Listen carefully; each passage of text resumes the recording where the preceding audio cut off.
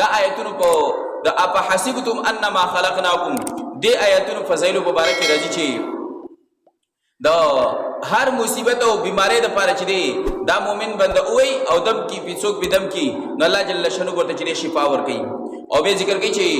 عبد الله ابن مسعود رضی الله عنه په خپل روایت نقل کوي چې یو ورځ موږ داسې په یو کس باندې تیرېدنه وشوله چې یو روایت راځي چې هغه کس باندې لیونتوب او یو روایت راځي چې عبد الله ابن مسعود رضی الله عنه فرمایي چې هغه ډېر سخت بیمارو راګیر کړي وو نو هغه به مجموعه ذکر کړی دا چې ډېرو بیمارو راګیر کړي وو نو عبد الله ابن مسعود رضی الله عنه خواله ورغه وو دا آیتونه مبارکه تلاوت کړل چې دای تلاوت کړل او دای په دې دوړو غوګونو کې ولې چې چوف داسې وکړو دا مې کوپی هغه سره چې د صحیح شو دا سره نبی رسول الله دې تاسو کو عبد الله ابن مسعود دا د کس باندې کم دم یې سدي پیوي چې دا داسې زر صحیح شو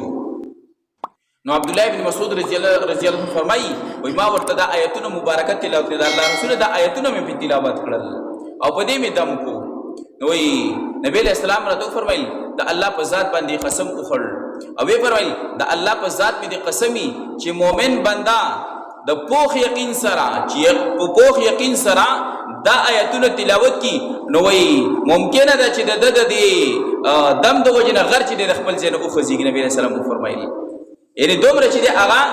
اوس چاته تکلیف بیماری دغه باندې دی چې یقین سره ځکه نبی رسول الله چې دغه حدیث ذکر کړو ته وی فرمایي چې د پوخ یقین سره دا آیتونه مبارکه تلاوت کې دا وایي نو وی ممکنه ده چې د